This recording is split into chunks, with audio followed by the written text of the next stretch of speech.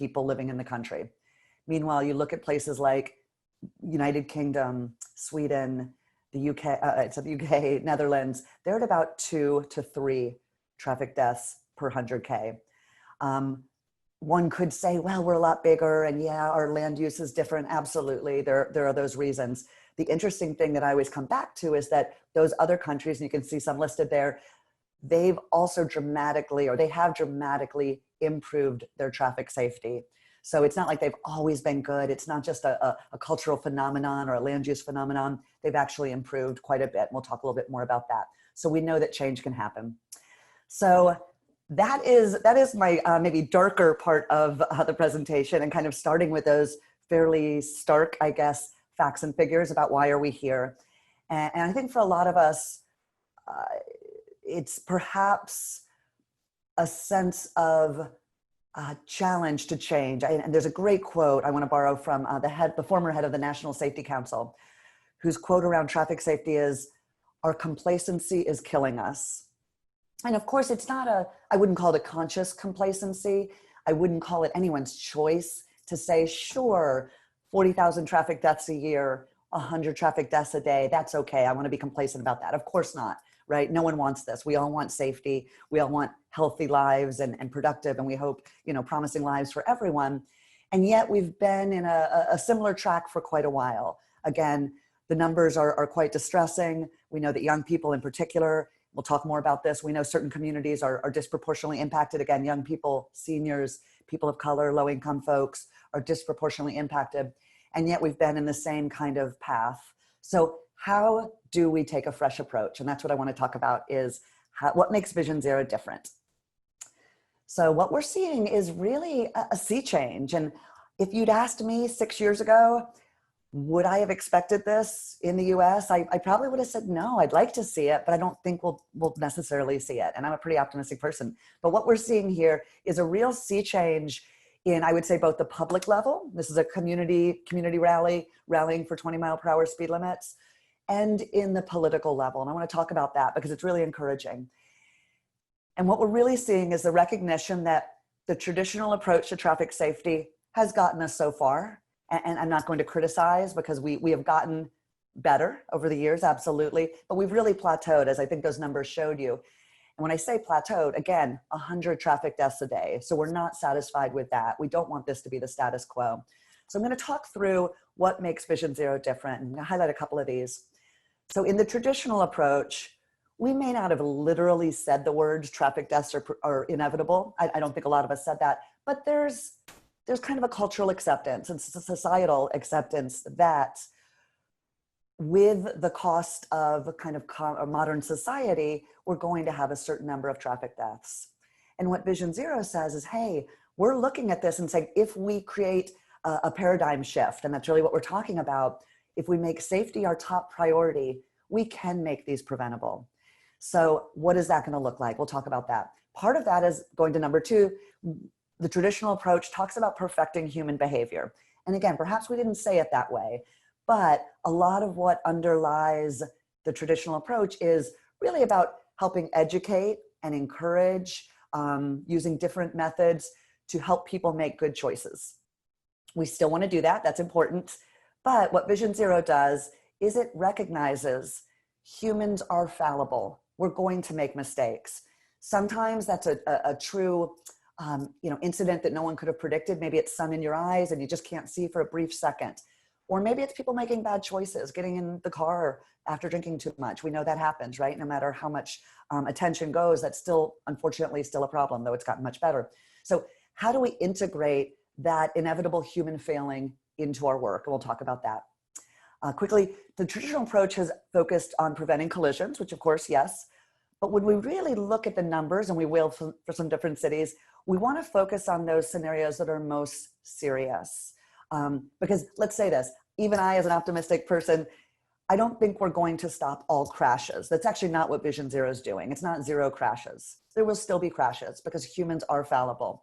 And even with the promise of technology, and we think about autonomous vehicles and the benefits those can bring in some ways for safety, there's still going to be challenges. There always are, right?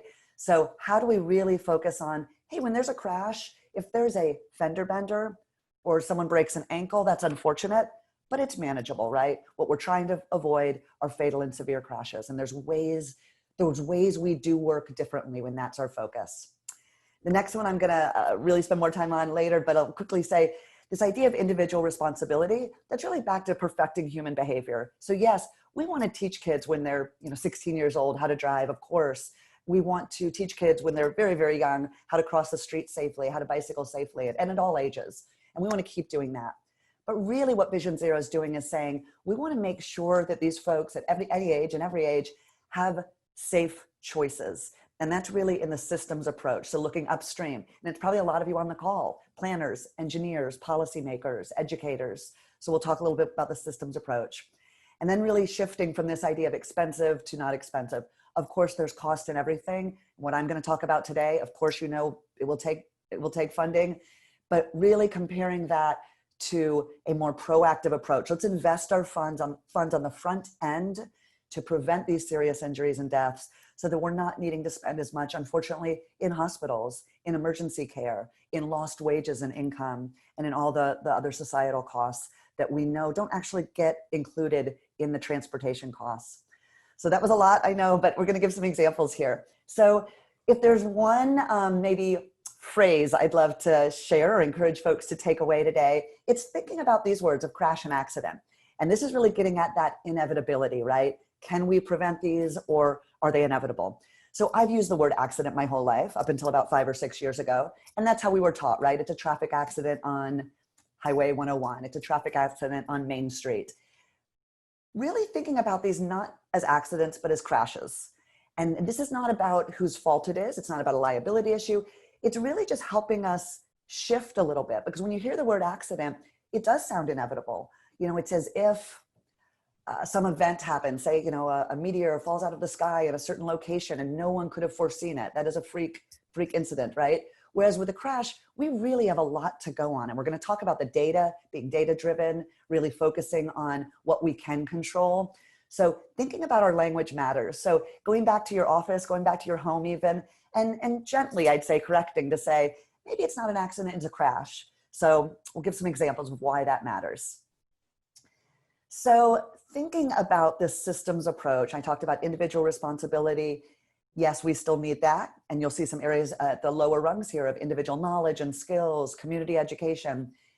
And then moving upstream, and that's really going up the levels here, thinking about prevention in an upstream way. And I want to give credit. This is called the Spectrum of Prevention, obviously. And the Prevention Institute, which is a public health institute out in Berkeley, California, created this. And it's used for all sorts of things. You can imagine here how one would be using this, might be using it right now in this time of COVID-19, unfortunately, right? To think about what are individual knowledge and skills, right? Maybe that is, individually wearing a mask, being careful about washing, hands, taking individual responsibility. And then we have upstream matters, of course, such as finding a vaccine, which a few people, or, relatively fewer people are working on, but is going to benefit everyone. So thinking about this from a traffic safety perspective, we've been spending, like a lot of public health issues, a lot of time in those lower areas. And they're still important, right? Yes, we do want to have education classes to help people bike safely, drive safely, walk safely. Sure, we want to get information out, maybe via billboards or media campaigns. Yes, let's continue to do that. But let's not expect that to be the change, to be enough change, I should say. Where we need to be putting more energy, and we see this from examples around the world, is in these upstream areas of policy and legislation and organizational practices.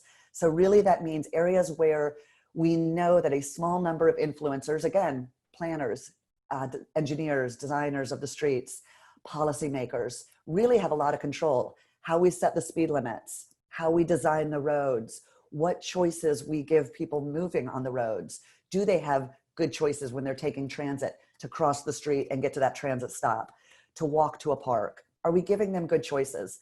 If they don't have a good built environment, if they don't have a safe built environment, they're not going to have, we could educate them till the cows come home, and that's not really giving them a better choice. So I want to give some more examples, but that's kind of the foundation. And I want to give credit, this idea of Vision Zero, the concept was started 20 years ago in Sweden. I mentioned that because this is a very basic kind of foundation that they shared with us around Vision Zero. And I just want to pause and say they've done a great job in their 20 years of shifting from a traditional approach to Vision Zero. The nation of Sweden has cut their traffic deaths in half, more than half actually. And they started in rural areas. I want to just mention that because I think Vision Zero in the US today gets a lot of attention in cities. We have been progressing first in cities. But when it first started, it was much more in rural areas, and it was much more car on car. They were having a lot of head-on crashes, unfortunately, on smaller 2-lane roads. And they later moved into cities and later talked more about walking and biking, but it really started with the car approach. And what the folks in Sweden came up with was this goal of zero traffic deaths or severe injuries, that's the goal. But really, it was a transformative or paradigm shift in how they looked at the ethics of it. They said, ethically, everyone deserves to be safe on our roads at all times. And we want people to do the right thing. So you see the road users, the little car image. Yes, we want the road users to be responsible for following the rules of the road. We're going to do everything we can there. But you see on the left, if the road users fail to comply, in fact, they would say when some road users fail to comply, because again, human nature is what it is. We're not going to perfect human nature. So let's try and get everybody to do the right thing, but also plan for some not to. There's going to be mistakes. So when that happens, the responsibility goes back up to the designers to say, have we designed into the system everything we can, within reason, everything we can for that inevitable mistake to perhaps be a crash, but not be severe. So it's really about thinking about the severity there. I'm going to give some examples of that. But I want to pause and say, I mentioned Sweden. Obviously, we are a very different place than Sweden in a million ways. But what we're seeing is now that nations across the world, from Mexico, Colombia, places in South America, to the US, to Canada, are adopting Vision Zero. And this map, hopefully you're seeing lots of little green dots there. This map is pretty telling. If I'd shown this map 6 years ago, we'd have had 0 dots on here. And today there's more than 40, I think 42 exactly. And the commitment to Vision Zero has grown just wildly. So I want to give credit. New York City was the first Vision Zero city. I want to talk a little bit about them. Not too much, I know, because New York's a tough one to compare to, but they've really seen success being the earliest adopter. My city of San Francisco was second. And since then, again, more than 42. But it's all sizes. It's Macon, Georgia, Laredo, Texas, Boulder, Colorado. These aren't just your big cities. I'd say more and more we are seeing smaller communities. And I do want to mention more and more we are seeing regions. So I want to say big credit to Mark for bringing this to the region, the idea to the region, because we're seeing more and more MPOs or metropolitan planning organizations. You'll see Hillsborough County down in the Tampa, Florida area, Denver, Colorado. Their MPO recently adopted Vision Zero. So there's really a role for the MPOs to play too, which I know you guys are going to talk about in this. But what we're seeing is all these communities in just the last 6 years, some more recently, some as long as 6 years ago, have committed to the goal of 0 traffic deaths or severe injuries and are really taking this data-driven approach, which we'll talk about what that means. And then I want to say it's not just those communities. So I showed you mostly cities and a few regions there. But what we're seeing is also the national level. This is the Road to Zero report.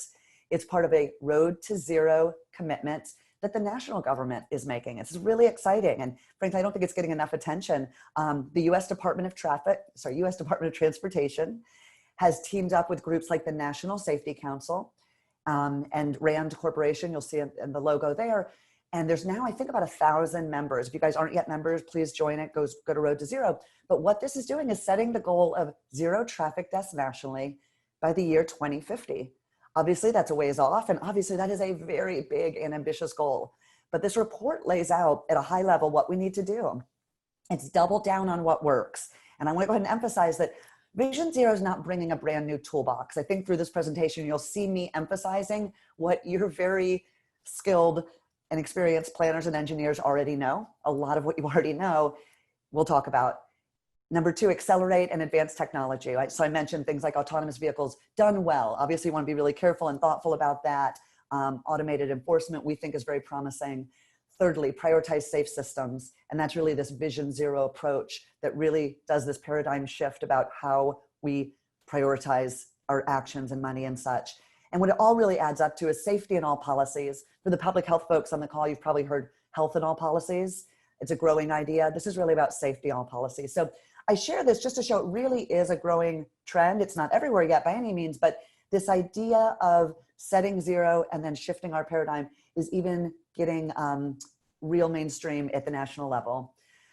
So some other things that make Vision Zero and this safe systems approach different. So again, safe systems, this upstream approach, is being very data-driven, and that can help us out in a lot of ways. One of the ways it's helping us out is showing us that historically not all communities in our country have been treated equitably when it comes to traffic safety. And certainly we can think of other areas beyond traffic safety, but looking here, this is national data actually from 2015. So I want to acknowledge it's the most recent data we have, but the data shows that low-income people in the US, these are national numbers, low-income people are twice as likely to be killed while walking, unfortunately, in the US. African-American, Latino populations are twice as likely to be killed as white people. And then kind of flipping that, high-income communities are more likely to have sidewalks, ditto for bikeways and dedicated space like that. We also know that freeways and very fast, wide streets, arterial streets, fast-moving traffic with a lot of traffic, they're more likely to be in the low-income communities and communities of color. So really connecting here for many, many reasons that we won't have time to get into here, but over generations, there have been decisions made around where certain communities get the attention, right? And by that, I mean safety attention or attention that is bringing more traffic and high-speed traffic, which causes more traffic problems. And there really is, unfortunately, a trend of that around income levels, around disparities of race, and again, income. So we're really seeing that. And this may not be news to many people, and certainly folks in the public health realm, and I think, have been thinking about this a lot. It's really thinking about how do our choices around mobility, transportation, and access, how do they intersect with, and they certainly do, other choices being made, right? Access to jobs, health, again, public health, racial equity, access to good schools and playgrounds and open space, all of these issues that are very much related. So I wanted to highlight that right away because that's part of what we're seeing in this shift to Vision Zero is we're seeing a lot more talk about racial equity or inequity at times in our transportation decision-making. It's not that Vision Zero is the first effort to notice that, but because it's such a data-driven approach, we're seeing more attention to it. And I want to highlight this as well. What part of this is showing us is that with the safe systems approach, we really want to be thinking about the underlying systems, again, the built environment and the speeds we set. So are there places for education and enforcement? Yes, there are, but we don't want to be pretending that we can lead. We can't lead with education and enforcement. So showing that we want to give people good choices, I'll give examples of that. And then yes, where education and enforcement makes sense, we want to do that. But we don't want to educate and enforce people situations where they don't have good choices to begin with. I'm going to give some examples of what people are doing to show what works. And I promise I won't spend too much time on New York, but it is the most dramatic case because they have been committed to Vision Zero the longest. Again, they were the first in the US. Obviously, they're a big city, a complicated city, but they've seen tremendous change. So they committed to Vision Zero in 2014, got that rolling out in 2014. So we're comparing here pre-Vision Zero numbers. So 2013 to 2019, their most recent year with the data. Amazingly, traffic deaths are down 26% in the country, in the city, and pedestrian deaths are down by a third. Really dramatic changes. So what are some of the things they're doing? And I'll highlight that others are doing now around the nation. They've lowered their speed limits citywide. They did have in the city, like many places, a 30-mile-per-hour base. They lowered from 30 to 25 miles per hour, and that's made a tremendous difference. Now, I want to acknowledge they did have to go to the state level and get approval to do that, as many places do. They also added automated speed enforcement near school zones. It's not citywide, but near school zones. They've seen a 40% decrease in crashes and speeding, so over the speed limit in the areas where they've added this automated speed enforcement. Again, they had to go to the state to get approval for that. So I'm not saying any of these things are quick or easy, but they pointed to those two things as major differences.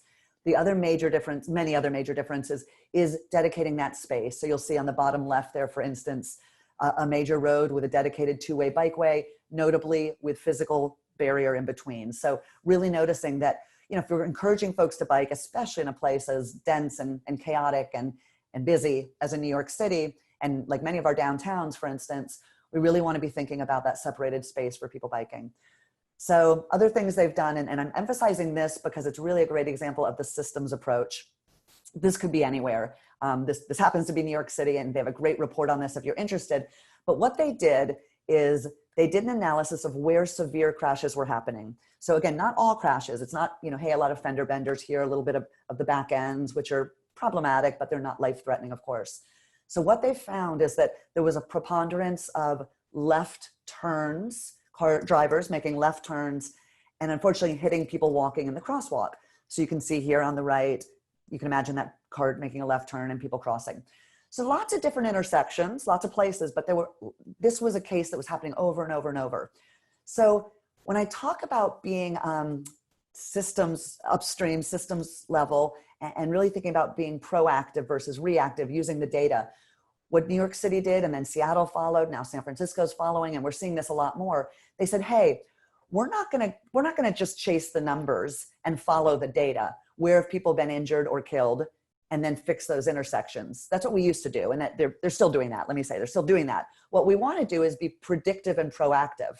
And if we see that this type of left turn is problematic in some locations, let's say 10% of them, it could be problematic in all the locations or any of the locations. So we're going to proactively go out there and address this before someone gets hit. So they literally took an inventory of all the places where this type of left turn, and I think it was, a very specific kind where they had heavy pedestrian traffic, a good amount of people walking, and a good number of people making the left turn. And they went through and proactively made improvements, safety improvements before anyone got hit. So in this case, you'll see on the right, they did paint and the bollards to widen the turn and slow the driver down, making that left turn. In some areas, they prohibited the left turn completely because that's what they found they needed to do. In some locations, there was a light. They changed the signal timing so that pedestrians were crossing and drivers could not. So these are all different fixes, so to speak. But what they did that's different is really go out there and say, we're going to take a whole inventory. And if this is a high level problem or a big problem in terms of numbers, we're going to proactively approach it. Now, and fix it all those locations in different ways. Now, did that take money? Absolutely, yes. It took more money than not doing it, obviously. But what they're looking at then is to say, what if those collisions had happened at the rate they were happening at all these locations? The city would have still paid for that. And I don't want to boil down to money, but let's be honest, especially in this time of tight budgets, we would have paid for that on the back end with emergency vehicles, with hospital time, with lost wages and such. So really thinking about how to be proactive and predictive there. So getting into some other examples, and I'm really excited. I'm sharing Austin, Texas and Denver here. I believe someone from Austin is going to be joining you soon, which is great. And maybe Denver as well, but I know you've got some great city folks joining you to talk about their Vision Zero programs. I think these are two of the best. I think they are doing such great work, and I'm pulling them out because they're examples of doing it right, but as cities are doing across the country. Again, taking this very data-driven approach. Both these are pictures of the city's high injury map. So when I say high injury, these are traffic injuries, obviously, and they're not looking at every fender bender, every near miss, they're looking at injuries and deaths, unfortunately, both of those. And what we see, and you'll see the stat for Denver, in Denver, 50% of the fatalities occur on just 5% of the streets. In the city I'll share San Francisco, it's, I believe, 72% of serious injuries and deaths are happening on just 12% of the streets.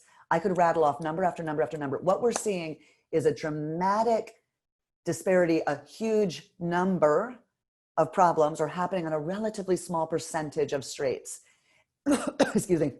Now that's powerful in a way. It's sad in a way, right? We know that there's a disproportionate problem there, but it's empowering because we know where we need to put the energy. Now you won't be surprised. Those are a lot of the tough streets, right? If they weren't tough, you probably would have done them already. But this is really showing that we need to be paying attention to the tough ones. Maybe those are state-owned roads. Maybe those are high-level arterials. Maybe it's an area where you have a lot of mixing, walking, biking, driving, transit. Yet those are the areas we need the attention. So part of this is really, I think, helping focus your scarce resources. Nobody has enough money. I'll say, raise your hand if you have plenty of money or too much money in your city. Probably not. So how do we really focus our scarce resources and political energy, let me say, towards the areas? And I want to share just a quick example. I was really impressed. Like many cities, my city of San Francisco is very, political when it divides up budget funding, and that's just a reality, right? We have 11 city council members, say 11 districts, and each one of them wants their fair share. And one could say, well, sure, that makes sense. That's fair politically and geographically. But when it comes to traffic safety, and I'd say probably other issues too, but when we looked at a map, and you can see it here in these maps, certain areas were more problematic than others. So the area on the west side of my city, it's a hilly, less dense area, more spread out, less driving, frankly, less people overall. They didn't see many traffic crashes comparatively. Yet some other areas we're seeing a lot of traffic crashes because you had a lot more travel through there, a lot more density, a lot more people walking as well. Yet they were getting the same amount of dollars.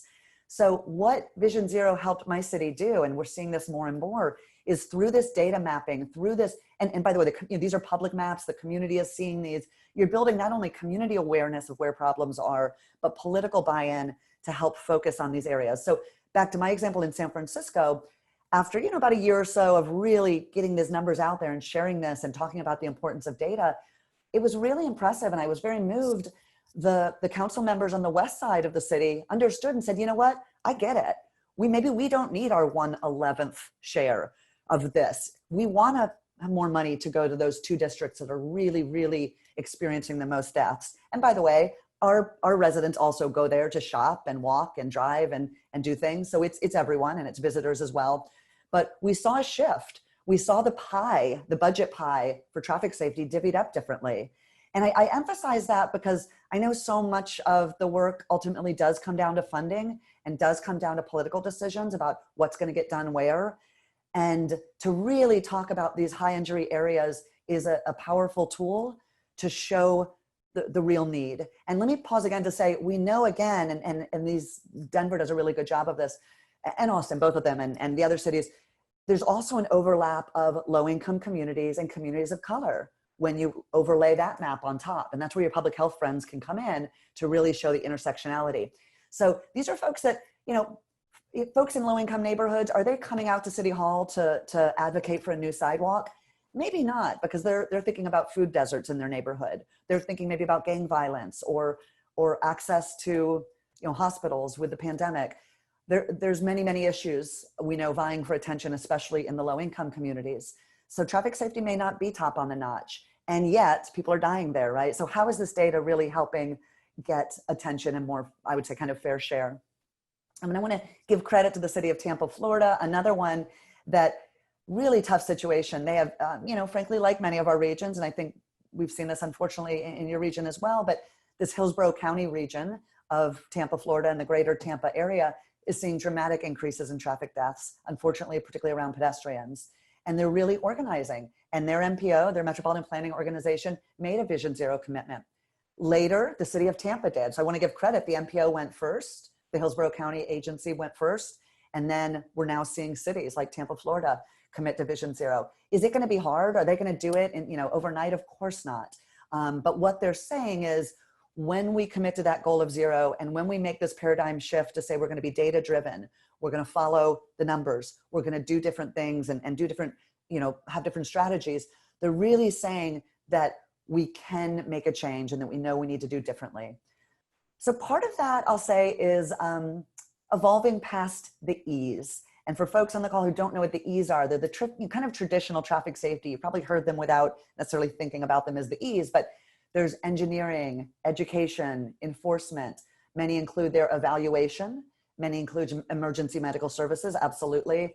More and more, I think we've been pushing for equity and engagement, and they all fit really neatly in the E's package. And they are all important. There's a place for all the E's. But unfortunately, I think we've been siloed too much. These E's have been expected to carry a lot, and the E's have been thought kind of as equal. To say, oh, that's an engineering issue, let the engineers figure it out. Oh, that's an enforcement issue, let the police figure it out. Oh, that's an educate the kids.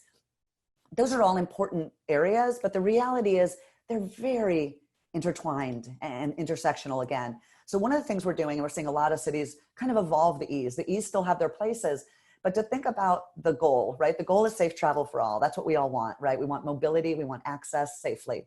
And there's different ways to get there.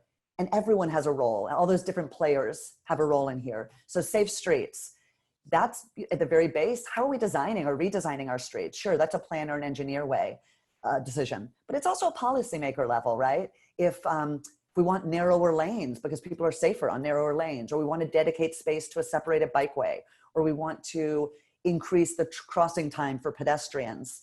Those are often policy decisions too. The police have a role to play here. The police often, we're seeing, they recognize trends of problems because unfortunately they're the ones going out, sadly, to help when someone's been hurt or even killed. So how are the police playing a role in hearkening back to the planners and the engineers and the policymakers, what kind of challenges they see consistently?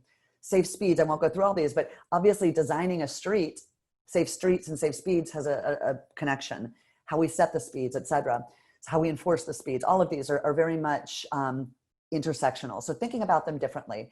And I'm going to give an example. This is actually where I'm calling in from right now. I'm in Jacksonville, Florida.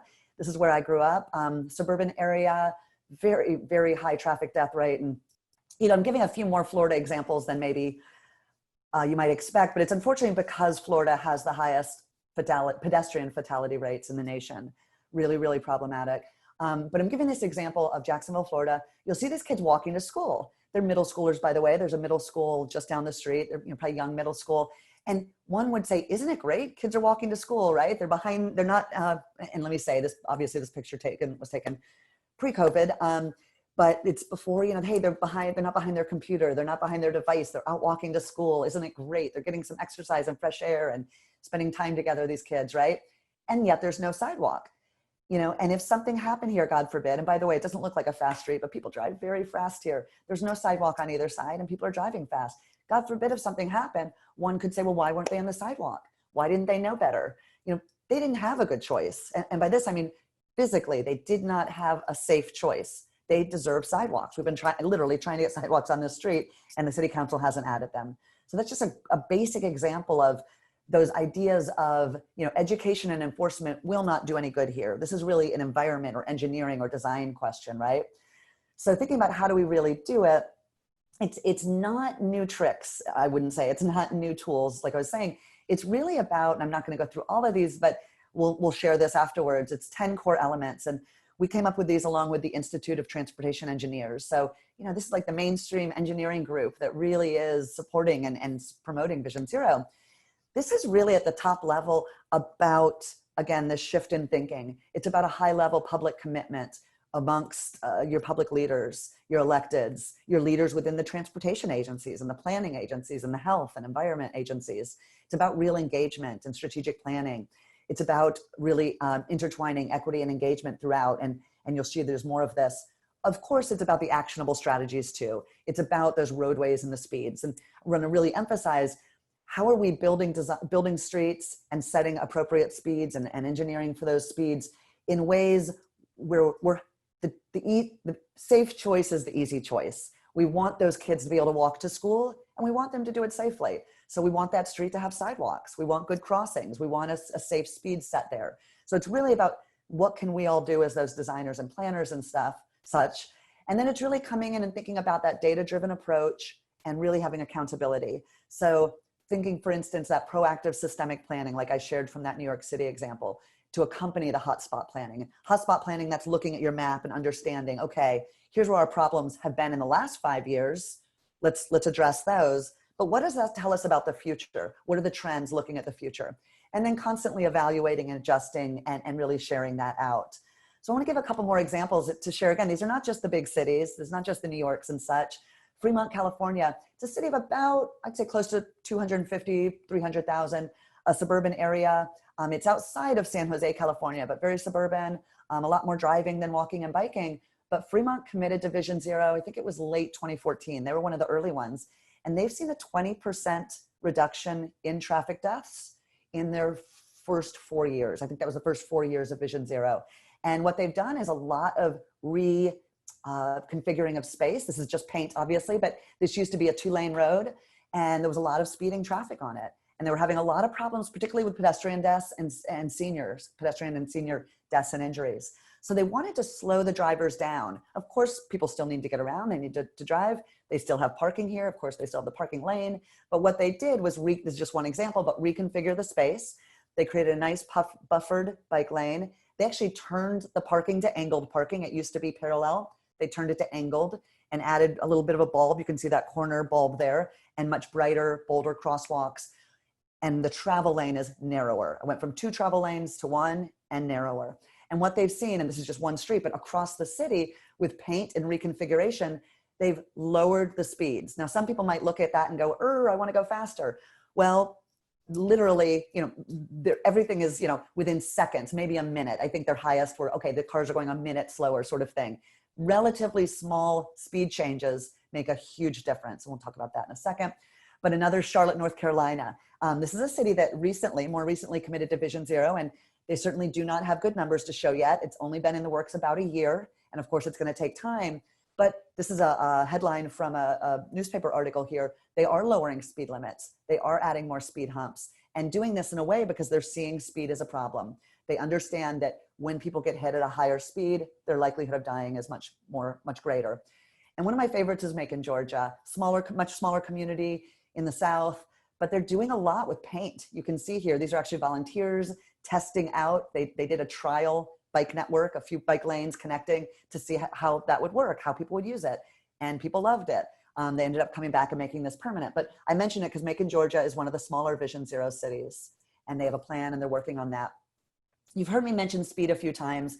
And if I was gonna say, if there's one phrase you take away, it would be that crash, not accident. If there's one image you take away, I hope it's this one. If I had one image to show in 1 second to anyone talking about safety on the streets, it would be this one. So I heard someone say recently, what this really is, it's a marriage of biology and physics. And the physics to say, we know that a certain item, a vehicle, let's say a large vehicle, let's say a medium-sized car, moving at a certain speed, the physics of that vehicle moving at a certain speed, when it bumps up against the biology of a human body, it is predictable. This is a really big shift in how we're thinking. We know, and these numbers aren't brand new, but if these numbers or this knowledge that the average human, by the way, this is not a frail senior, their numbers are more dramatic than this. Someone like myself, who's a physically fit, able-bodied person, if I'm hit by a car walking, if I'm walking, I'm hit by a car at 20 miles per hour, I have a 90% chance of survival on average. At 40 miles per hour, and 40 doesn't sound that high, does it? I'm sure a lot of our streets are designed at 35, 40, 45 miles an hour where we have people walking. If I'm hit while a car's going 40 miles per hour, my chances of survival are opposite, 90% chance of death. That's significant. That is significant. So these aren't debatable numbers. This really is, again, biology and physics meeting each other. So our bodies can only withstand so much. Now, am I saying that let's go bring everything down to 20 on the freeways connecting our communities? No, that's not what I'm saying. But in communities where we know we have and we want people walking because they're, again, let's hope post-COVID times, we have people out window shopping. We have people walking to school, walking to parks, biking. We want to encourage that. We have people walking from their car into the grocery store, et cetera. If we know this biology and physics is a reality, then why don't we design and plan for safe speeds? So what do? We do what works. And again, these are known tools. They're not new. Me and Vision Zero didn't make these up. And there's a lot written about these I won't get to, but we're starting with safe street design. How we design the streets matters. There are traffic calming tools. There are things that the good folks at your engineering and planning agencies know far better than me about street design, about setting safe speed limits. We're seeing a lot of cities lower their speed limits and redesign their streets. And I would say automated speed enforcement. I'm not going to go into this too much, but when done well, this has been very effective. And frankly, it also addresses the issues and concerns around racial profiling in police stops. We know that the greatest interaction, the most likely interaction a regular person in our country has with the police is through traffic stops. We know that there is concerns about that more and more from a racial profiling perspective and justice perspective. And frankly, we know that that's one of the most dangerous things police do as well. So from the officer perspective, stopping somebody, pulling them over is actually one of the top ways, unfortunately, they get hurt in different ways. So how do we think about things like speed? We don't want people speeding. Well, do we just not do enforcement? I don't know if that's going to work. It's questionable. I wouldn't vote for that. But what about automated speed enforcement, which we know, again, takes the potential concerns and bias and danger out of that. So I'm not going into that too much, but I really want to highlight, this just came out a month ago. If you're not familiar with it, it's the National Association of City Transportation Officials. It's new guidance, really clearly written. I'm just pulling one page here, but there's a lot written about how lowering speed limits does make a difference. It's not the only thing, it's not the silver bullet, but study after study shows a difference. I think I mentioned that New York City, 30 to 25. We're seeing cities, Minneapolis, and this is the most recent one I know, both Minneapolis and St. Paul. They had citywide speed limits combination of 25 and 30, depending. They've lowered their 30s to 25, their 25s to 20s. So on their smaller residential streets, they're kind of regular streets, 20 miles per hour is the speed limit. On their arterials or faster, higher traffic streets, they're 25 miles per hour. Significant change. We saw the same in Boston. We're seeing the same in Boulder, Colorado, Seattle. So a lot of examples are included here and come really from an engineering perspective. This isn't just a, oh, hey, let's all be safe. It's really an engineering and physics explanation of why this matters. So a couple examples here. On the top left is Minneapolis. Again, this is just going in Minneapolis and St. Paul. It's really exciting. And we're seeing this across the country again now, 20, 25 miles per hour being more appropriate for a community where you have folks walking and biking. And I wanted to share, again, this is a Florida example. I always get excited when I see some leadership in Florida. I'll mention partly because I'm from there and partly because they have such a big problem, frankly. So we all look at our numbers and go, oh, how can we possibly change this? And yet we are seeing communities in the hardest hit places like Florida take it on. And I'm mentioning this, St. Petersburg, Florida, relatively smaller community, a lot of challenges, a lot of visitors, as you can imagine, a lot of tourists and such. So they have kind of influx in and out. But what I really love, this is a quote from the mayor, and I'm just going to kind of mention this one bottom part I have highlighted. It's talking about speed. And what I really love is this mayor is recognizing it's not just about people, the individuals. He says, people are driving too fast. This is because that's how engineers, planners, and city leaders here and in other cities have designed the roads for decades. We invite people to drive too fast. And of course, this isn't intentional. We're not literally saying, hey, everybody, let's speed. Of course not. But when we look at situation after situation, the roads themselves are designed in a way that's inviting people to drive faster speeds. And we're setting the speed limits at those levels that we know the biology and the physics means serious injuries or deaths. So these, getting back to that safe systems approach, these are not individual cases. Yeah, individuals decide whether to go too fast or not. But system-wide, literally, we are designing our communities for higher speeds than are safe. And people are following that guidance, unfortunately, and we're all going too fast. So what's next? Moving into the final piece, you know, are we going to just encourage people and kind of, you know, wave our fingers and wag our fingers and say, hey, do the right thing? It's not been enough up until now. We do need to change what we're doing. And I want to say huge kudos to you all in the region. I know I couldn't fit all you're doing here by any means, but you already have safety at the forefront. You already are thinking, of course, regionally. You already are thinking about you know, those modes that need the greatest safety boosts of walking and biking, of course, investing in transit. So you already have all of these pieces. And some people might say, well, then why do we need something else, right? Why would a Vision Zero fit in here? We already have great plans. We already have good goals. We already have good strategies. And absolutely, this isn't meant, Vision Zero is not meant to take the place of or push anything aside. It's really meant to tie the work together. And that's one of the things that really, frankly, appeals to me. Vision Zero is about everyone's safety and mobility and access and rights on the roads and sidewalks and bikeways. We don't want people getting hurt or dying, God forbid, in their cars, on the bus, in walking or biking. It really is about tying all of these together and thinking about how do we prioritize. So a couple other examples, these are really good ones if you want to check out Minneapolis and Columbia, both with really strong plans. These are cases where, yes, they had plans before. They had a regional plan. They had a transit plan. They had a pedestrian safety plan, a bike plan, and like many cities do, they had these good pieces. Yet they still chose to go forward with Vision Zero because it really is about the how we get things done, not necessarily the what. Yes, there's some what in there. We have all of these good plans. How do we really get them done and tie them together? And I would say, to me, probably the best plan, I don't know if anyone from Denver's on the call right now, but the plan that I look at the best, if you want to look at, you know, only have time for one, is Denver's Vision Zero action plan. Obviously, it's a city plan. The Denver region, the MPO did their own regional plan, which is also very good and brand new. But what you'll see here on the right, too much to read. I know I don't expect you to read this, but many, many pages of explicit actions, a timeline, and who the key partners or stakeholders are that need to lead. So there's real accountability here. This is not just a matter of, hey, everybody, let's care more. Let's work harder. Let's care about safety, which we all, gosh, thank you everyone on this call for working probably as hard as you possibly can all the time, right? We care a lot. We work very hard. It's about shifting what we do. And in some cases easy, in some cases hard ways, but a lot of hard ways. But it really is about having accountability. Hey, we're going to put a timeline on this. We're going to put owners. Who owns this? Which agency? Which department? And we're really going to put our word to this.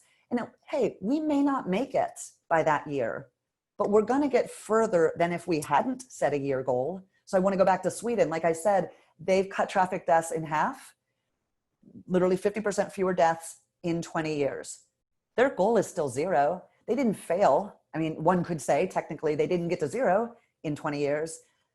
But what they will say is we got to 50% fewer by having the goal of zero and by shifting what we're doing, by taking the safe systems approach. And we will keep having the goal of zero and keep working towards that.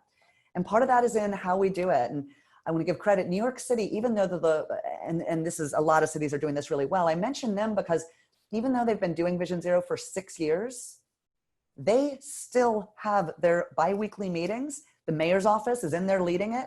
The transportation department, public health department, law enforcement, schools, they're in there. They're not, just because they've had a 20-something% decrease in traffic deaths, they've not stepped away and said, okay, doing good. They are still in there pounding the pavement and doing these regular meetings at a high level. They are engaging with the community. And this is actually, the last one was LA, this one's Denver. They're still doing the community engagement. They're not, pausing.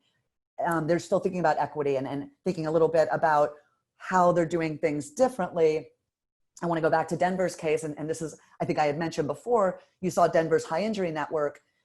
They weren't doing that before. And all the cities I'm mentioning, believe it or not, they did not, I shouldn't say believe it or not, we didn't have high injury networks, nor were they doing this crossover again of different communities. So here in Denver, you'll see 38% of traffic deaths and 44% of traffic deaths happen in communities of concern.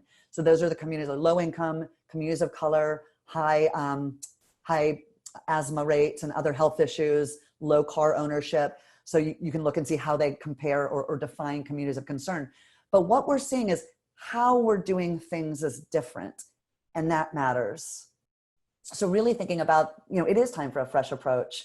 And I want to give credit to, again, the national level. I mentioned the Institute of Transportation Engineers. You'll see that. They did a great article on this. But this is a very mainstream and important organization that's been around probably, 100 years. The Institute of Transportation Engineers promotes Vision Zero and safe systems. They have a lot online, so check that out. And then on the left, you'll see, this is the U.S. Department of Transportation's Federal Highway Administration.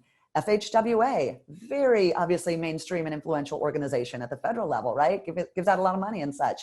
This is their mantra. They are moving in the safe systems direction. I wouldn't say it's 100% there. You're not going to see this in all the work yet, but this is their document. They're moving in this direction. So I want to emphasize that just to say kind of, hey, this isn't just, a few, certain types of cities. It really is both a national shift happening and a global shift. And I want to recognize this report. It's called the Global Foresight Project on Transforming Mobility by Mid-Century. Just rolls right off the tongue there. But this is a project done by the World Economic Forum. It was just released in early October, brand new. I put the website down there. Folks want to read it. I found it really fascinating.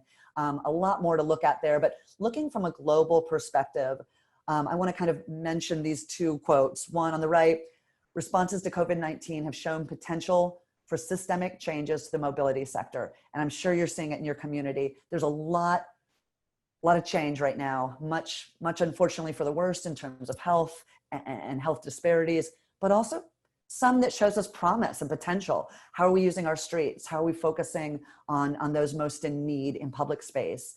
And then on the left, switching gears, a recurring and dangerous distraction is that the transport transition is expensive. In absolute terms, it is expensive, but it's actually vastly cheaper than the prodigious efforts to perpetuate unsustainable mobility. I mention that because I think they go really well together in a way to think, hey, change is really hard. We can't make change. And change is really expensive. We can't do it. In fact, things are always changing. We're always making changes. And now is potentially a time of transformative change in the mobility sector, along with many others that could be really cost effective and affordable, or in the long run affordable. And I always like to come down and say, okay, in the end, this is about the work you do, the work we do together is about people's lives, right? I can show all the data and the charts and the challenges all day till the cows come home. But when we think about those numbers, at the end of the day today, when you go to bed today and think about 100 people will have died in this country, and that those are preventable deaths, that each one of those is somebody's mother or daughter, aunt or grandmother, friend or coworker.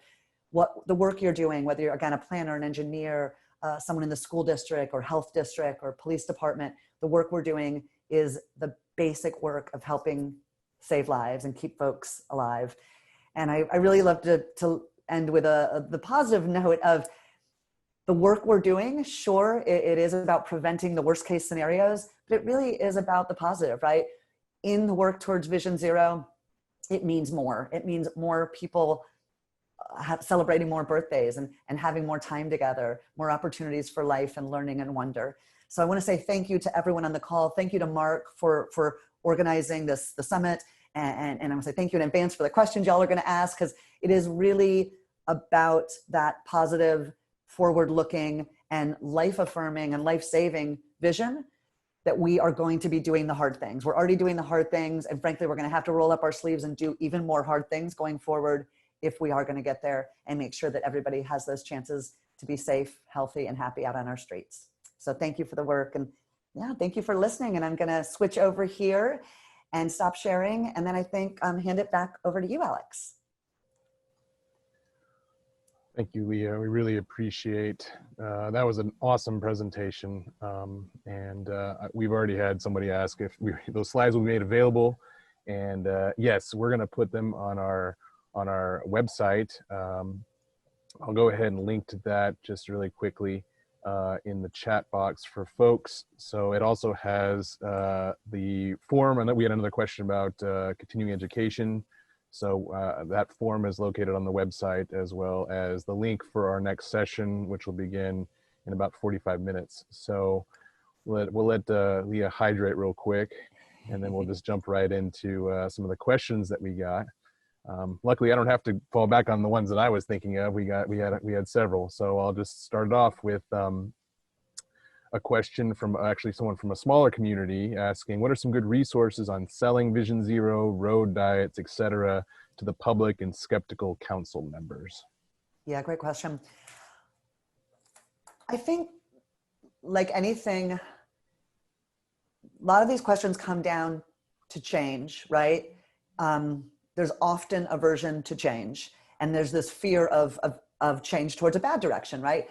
Probably people promoting traffic calming. Okay, well, this can be a safety improvement. These are good things. Yet some people see that the same thing I might see as good, someone else sees as threatening or bad, right? So this idea of, oh, that's going to slow me down. I think for us, we've seen real power in a combination of data and human experience or storytelling. So I would say as much as you can, and it probably fits a lot of the challenges we face on the ground with these changes, is let's collect the data either from your situation or maybe from another part of the town or another city to say, okay, when we put in, say, a traffic circle versus a stop sign, or when we do add a speed hump for traffic calming versus just a flat street, what data do we have to prove that can be effective?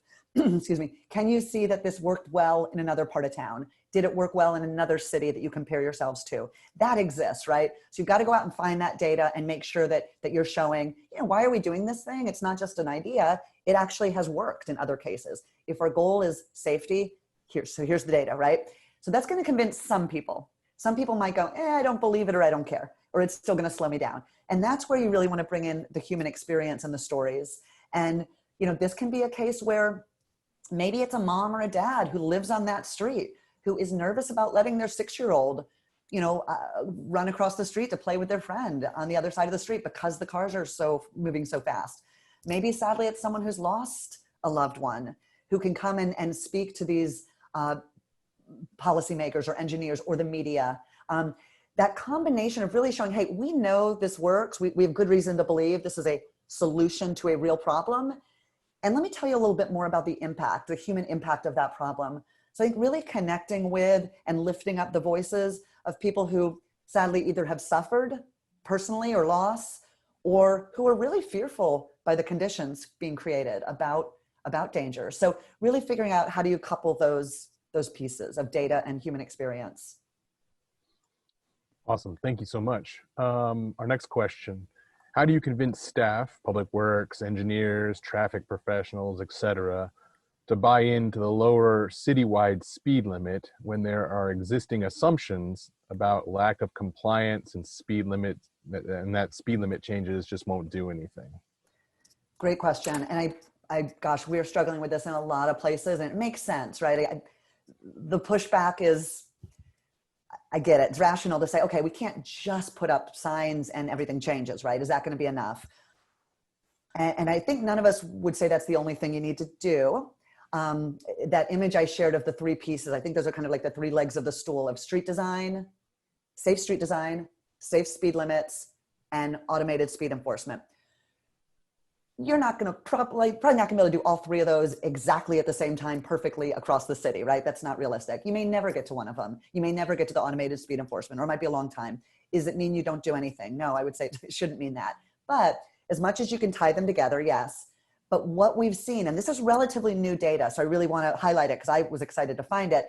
There have been studies just in the last couple years, and again, US studies. I think it helps to show these aren't, European and US city examples where lowering the speed limit, the most recent ones I'll mention, Seattle just within the last few months, Boston within the last few years, lowering the speed limits and then promoting that, obviously doing education around that and promoting that, just lowering the speed limits did have an impact. They didn't actually add an enforcement component. They didn't do a massive street redesign.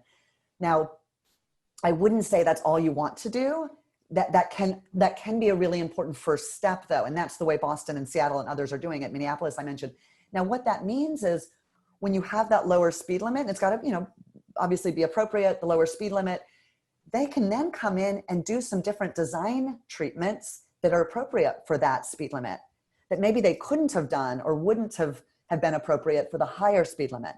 So it's kind of a chicken egg thing where A, it is more effective than people realize, but B, you do want to come in and do the street design changes where you can and where you need to. And those design changes are going to fit better or be more appropriate for that lower speed limit. And I'll say that NACDO guide I mentioned called City Limits, just out in the last month or so. And it's really powerful, gives lots of examples and really breaks down the why and the how that I think, and let me say, engineers and planners from communities created that. So it really does it in that engineer speak as well. It's not just kind of a PR tool of how to do it or whether to do it. It really helps rationalize it. So I know that's kind of all over example, but there's some good tools out there that are new. And follow up with me, and I'm happy to share those Boston and Seattle examples too. Okay, a lot of the questions we've had actually are kind of focused on that speed component. I think it's a no surprise that is a major concern here in our area, just like many others. And so a question was, what does the data look like for speed compliance with speed limits are lowered in the city? Yeah, I apologize, I'm not going to rattle them off perfectly, but what we see, and I'll mention Boston and Seattle, both of those cases, and it's been pretty consistent in the data I've seen.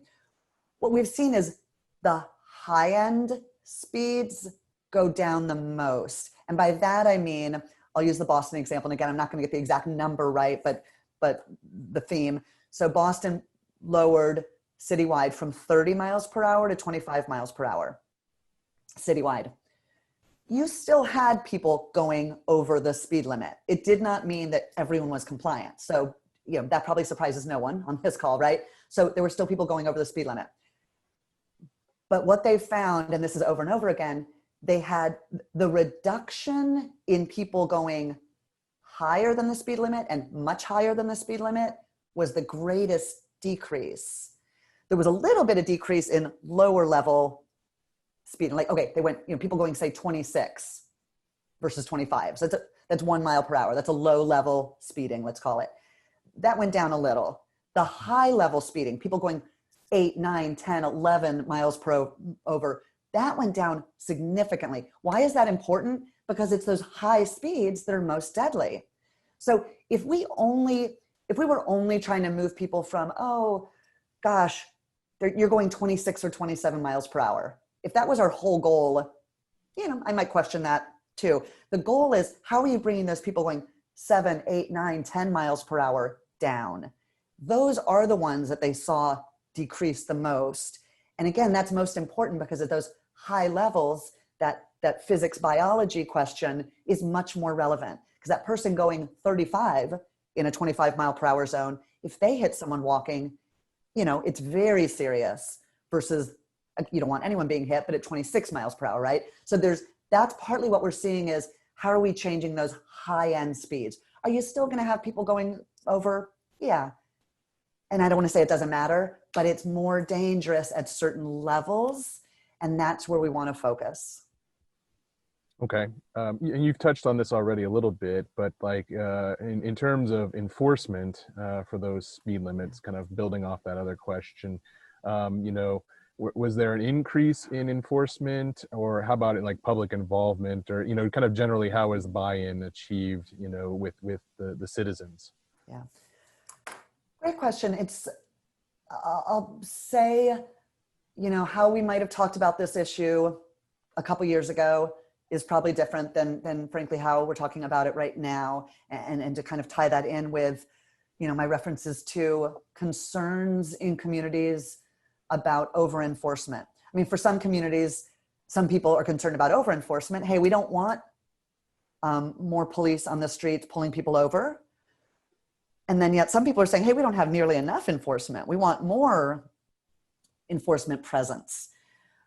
That's a challenging thing. And I think it's being talked about in a lot of communities in a lot more charged way, and understandably a lot more attention and maybe passion around the issue, and urgency, maybe that's the word, urgency around the issue, understandably. So the way I look at it is, hey, if our focus is traffic safety, we want people to be safe, driving, biking, walking, taking transit, we can't deny the relation to other kinds of safety, right? We really need to think about all the different safety, like right we are with the pandemic, right? We're thinking about safety from a health perspective, pandemic wise, as we also are in a transportation way, say around transit and such. So how do we do that also from a kind of enforcement perspective and safety for, people that may not be feeling safe in today's climate, et cetera. So long way of saying, getting back to what we're seeing is communities saying something. Now it's going to be harder to do it, but what they're saying, and I agree with, is let's design and set policies for self-enforcing roads. And that sounds maybe a little bit pie in the sky-ish.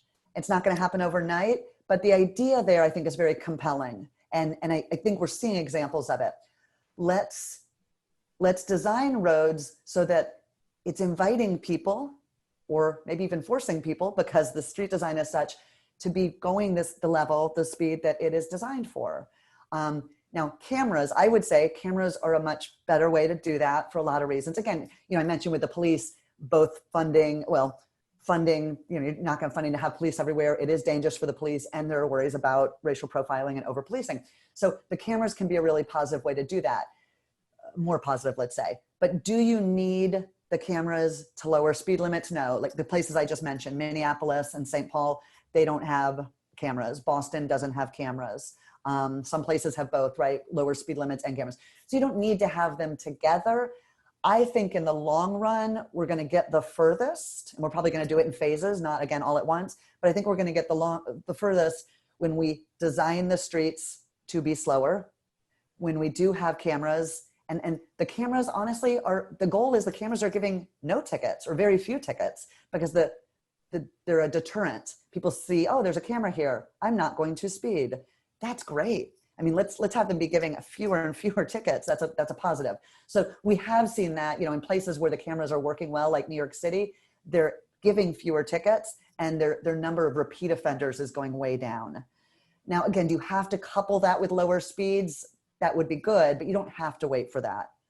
I know that's a roundabout answer to saying. So some communities have coupled them, some have not. ideally we're doing all the things, the street design, the safe automated enforcement, and the slower speeds. But, you know, my best advice is start where you're at, do the work where you're at. And again, that NACDO guidance can really help. I think the lowering speed limits in the busy areas can be a first step for most people, most places.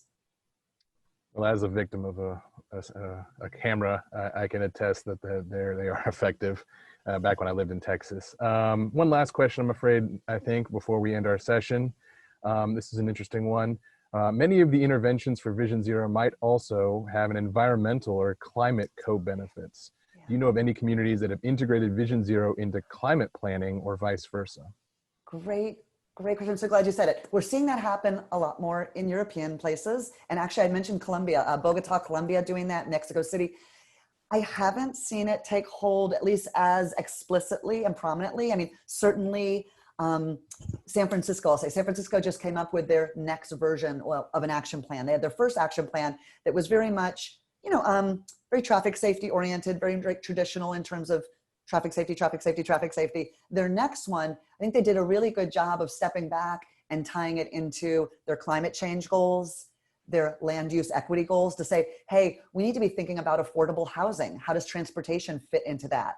And if people cannot afford to live within transit, walking, and biking distance, they're going to drive. And that's going to cause more congestion and more pollution and more unsafe roads. So really seeing how that tied together. Now, I'm seeing that in a vision way in some plans like San Francisco and mentioned, but I'm not necessarily seeing it tied in with decision making.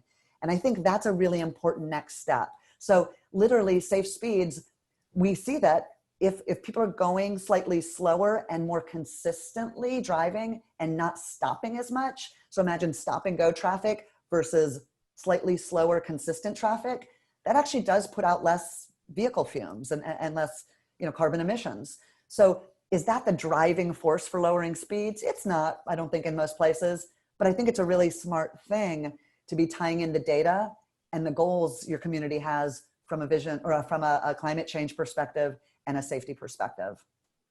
So I would love it if the Kansas City greater region and the MARC region were a leader on that. You guys could be really, like I'd say, an early adopter if you were able to find some good ways to do that. And really, I think, put in those strategies, goals, deliverables, you know, measurables in a way that showed that dual aim of safe, equitable, accessible mobility and a healthier climate and planet.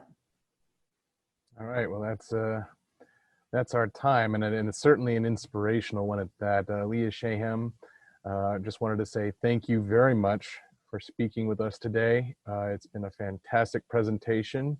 I just want to remind folks one last time that if you go to marc.org, Vision Zero event info, that'll have the link for the next event, which is in about 30 minutes from now. So again, thank you, Leah. We really appreciate it. And thank everyone for attending this session. Thank you so much. Have a great time. Thank you all for your time and work and commitment and dedication. Take care.